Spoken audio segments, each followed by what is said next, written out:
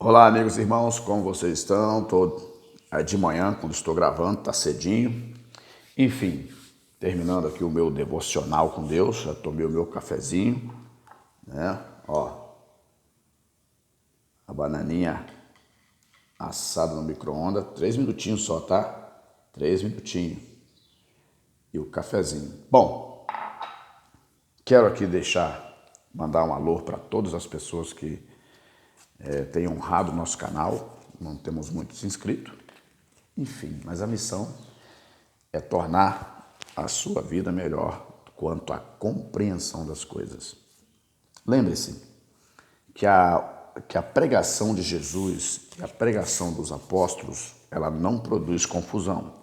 Se você ler as pregações de Jesus e as pregações dos apóstolos, elas tinham um objetivo a ser atingido, que é o coração daquela pessoa que estava, né, ou está debaixo do jugo do mal. A finalidade da pregação de Cristo é ser clara, simples e objetiva. Esses 3 elementos: claro, simples e objetivo. O que passar disso é confusão de mente. O que você vê, essas discussões, esses debates que não leva a lugar nenhum nas redes sociais, só produz confusão e desvio de atenção. Claro, desvio de atenção faz com que a sociedade, aqueles que estão assistindo, percam o seu olhar, né? Desvie o seu olhar do propósito real para o qual ela precisa olhar, né? Enquanto isso, a violência aumenta, o engano aumenta, as traições, enfim, todo tipo de males que estão inseridos na sociedade, eles aumentam ainda mais. E a missão daquele que é chamado é para diminuir a dor dessas pessoas, trazendo uma palavra que salva, que transforma. Outros sim, nós temos uma parcela da sociedade que busca também a melhor rota, o melhor caminho, e nem sempre o melhor caminho vai nos levar a uma condição de paz. Então temos que tomar muito cuidado com isso. Existe um grupo ocioso buscando uma melhor condição.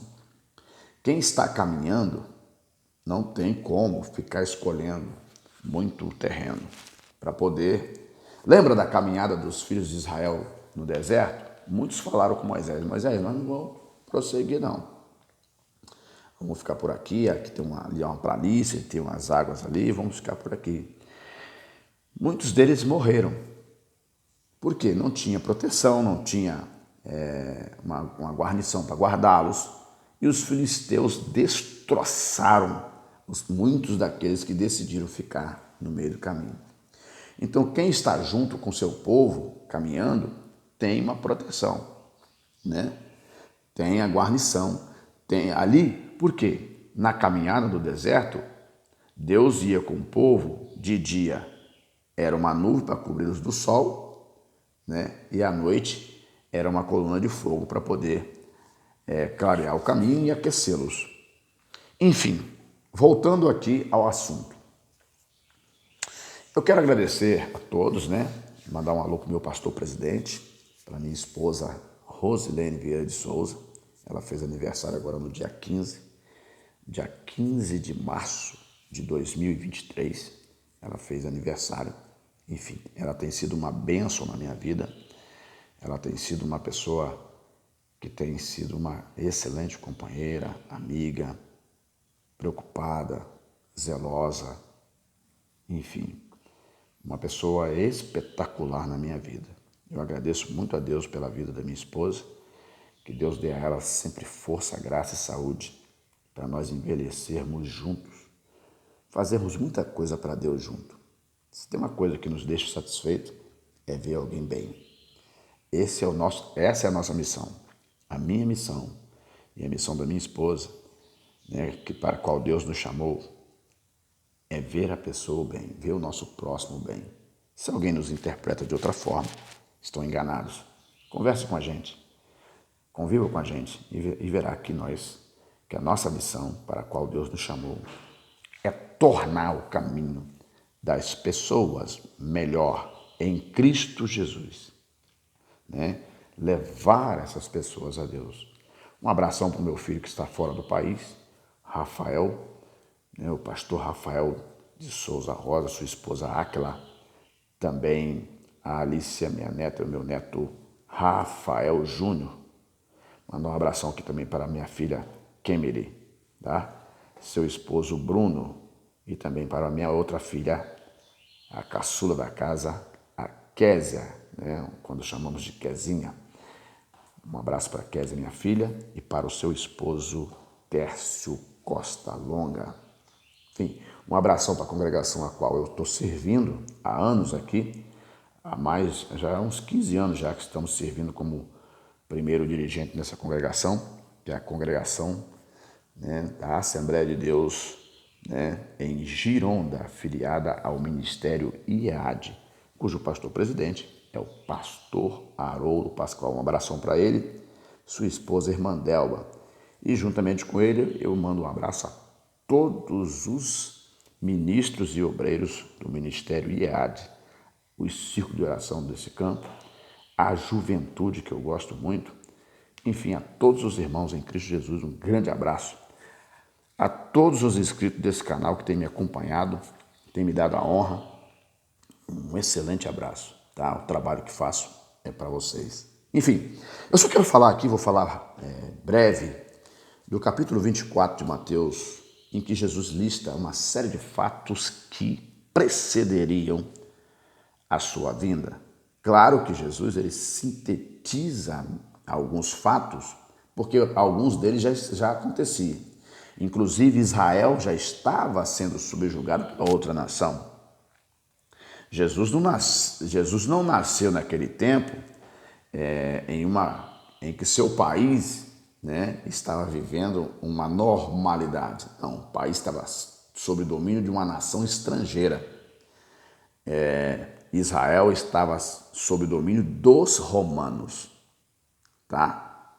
Enfim, mesmo assim, os judeus tinham liberdade de cultuar o seu Deus, de seguir na sua religião, tá? Nesse período, Jesus nasce. Então, guerra, rumores de guerra já era um fato conhecido das pessoas, mas Jesus lista eles aqui porque isso continuaria acontecendo.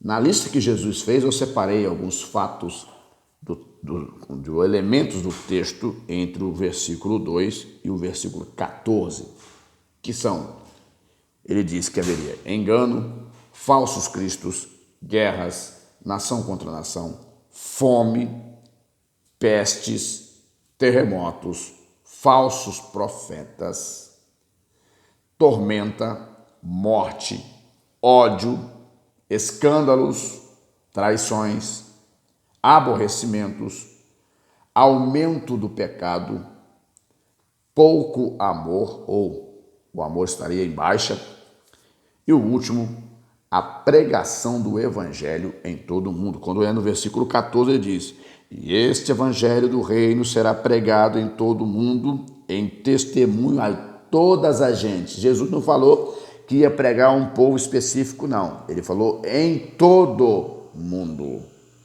tá? Aí, olha o que ele disse aqui, ó. E este evangelho do reino será pregado em todo o mundo, em testemunho a todas as gentes, então virá o fim. O versículo 22, ele diz: e se aqueles dias não fossem abreviados, nenhuma carne se salvaria. Mas, por causa dos escolhidos, serão abreviados aqueles dias. Olha, meus queridos, Jesus, os apóstolos, os profetas, o próprio Deus Todo-Poderoso, ele nos orienta numa compreensão bem simples da sua vontade. Você não precisa. Olha, eu tenho a formação de escatologia não, de teológica, tá? Eu fiz a teologia nível 1, nível 2, estou agora no avançado e estou lecionando aula de teologia aqui na congregação para os membros daqui, da sede e da uma outra congregação vizinha aqui do lado, que é a congregação de Vargem Grande Soturno. Enfim, e estou fazendo o avançado, né? Que é tipo que eles falam que fosse anteriormente o do nome que se dava era tipo como é que fala, rapaz? Era uma categoria, eles davam outro nome. Agora eles colocaram como avançado, né? Enfim, é porque quem fizesse esse nível avançado, ele poderia registrar no MEC, um negócio assim, anteriormente. Agora, acho que não pode. Tinha um nome que se dava para essa categoria do nível da teologia. Eu estou no 3º nível, estou estudando. Então, quando você lê os evangelhos, lê a palavra de Deus, ele procurou deixar de maneira bem simples a compreensão. O que você vê além disso é confusão de mente. Muita gente querendo elevar, né, certas coisas, dificultando o entendimento das pessoas. E nisso vem agora os interesses das pessoas que manipulam essas coisas. Você sabe que a palavra de Deus ela tem uma essência muito grande? Ela tem uma essência muito grande. Tem um filme gravado aí não sei se é por uma, que acho que o nome do filme é Livro de Eli. Ele é uma síntese, né, um pouco indireta da Bíblia Sagrada, em que um homem ele tinha uma missão de levar esse livro de uma região para outra, para que esse livro não se perdesse. E a visão que se passava no filme é que quem tivesse o poder, quem estivesse esse livro sobre suas mãos, dominaria o mundo. O mundo tinha passado por uma devastação e sobrou pessoas, e agora algumas pessoas queriam ter posse do livro, né, para que através das suas palavras pudesse dominar o mundo. Isso para você ver como que se tem a ideia a respeito da Bíblia. A Bíblia é um livro de excelência, que tem poder, né? Então, o que Jesus quer que a gente entenda aqui? Que todas essas confusões, elas virão. E se nós percebermos, isso dá-se, como que se dá-se essas coisas? Se nós não procurarmos fazer aquilo que é correto, né, e ficarmos procurando opções, né, de vida, nós estaremos provocando esse estado de vida. Se você observar na sociedade direitinho, eu não estou nem querendo dar tanta ênfase ao assunto, porque o assunto é um assunto muito bom, né? Por causa do tempo aqui no vídeo. Eu só estou dizendo que a boa parte dos problemas da sociedade é a própria sociedade que arrasta para si mesmo com as suas más ações. Então, quando Jesus fala do engano, muitos dos servos de Deus acham que esse engano é os lá de fora. Como que a gente vai estar enganado dos lá de fora se a gente está sempre falando deles entre os nossos cultos e reuniões? O engano é de dentro de casa, muito engano. Então tem que tomar muito cuidado que no meio cristão tem surgido muitas linhas de pensamento que não levam as pessoas a lugar nenhum.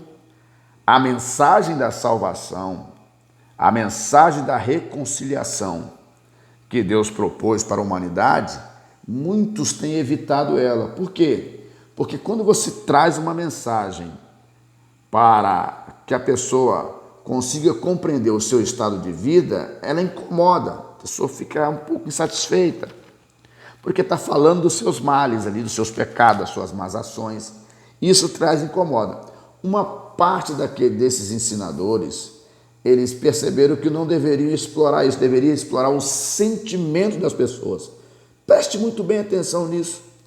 Vamos explorar, vamos fazer elas chorar, vamos fazer elas se emocionarem. É como um vício. E assim o engano faz com que as pessoas entendam que o seu estado de vida, embora deplorável, estranho, avesso a Deus, esteja bom.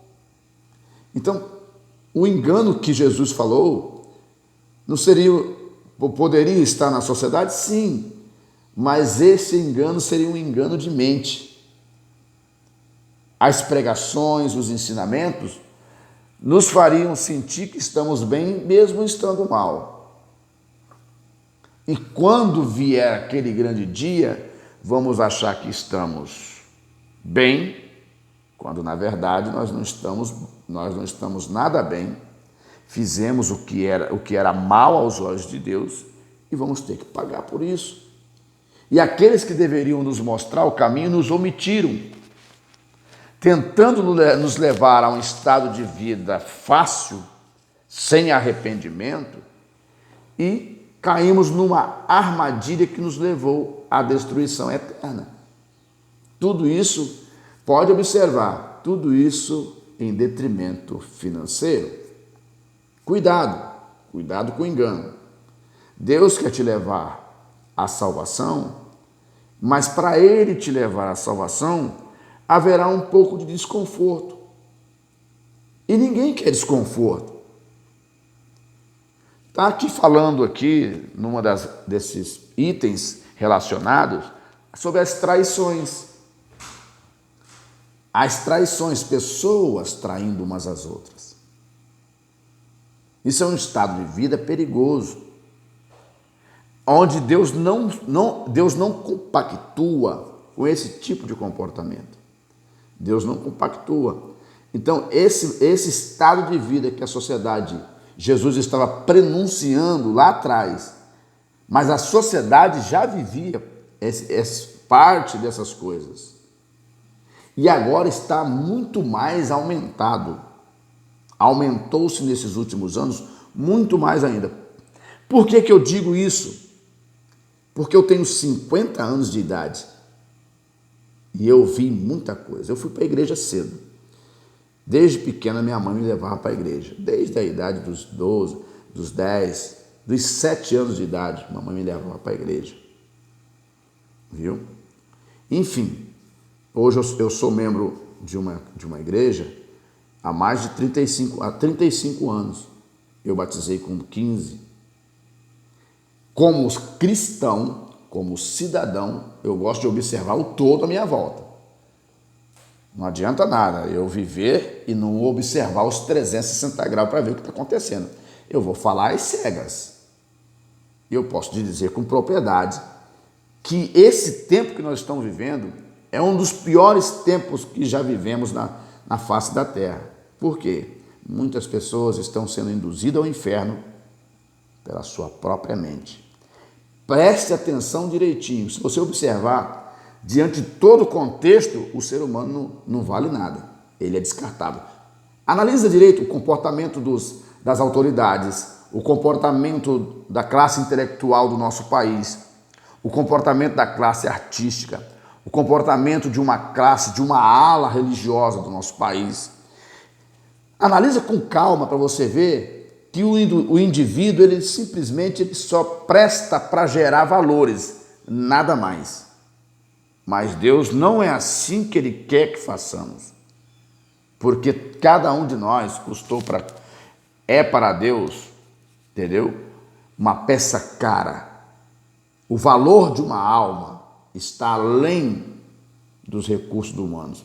Jesus disse que em uma das suas palavras, não tenho o capítulo e o versículo, ele disse que os recursos humanos não têm condições de cobrir o valor de uma alma. Então você precisa entender o seu valor. Cuidado com o engano. Preste atenção nas coisas que estão acontecendo e não seja enganado. Vou parar por aqui. Que Deus abençoe a sua vida. Nós voltamos a conversar numa próxima oportunidade.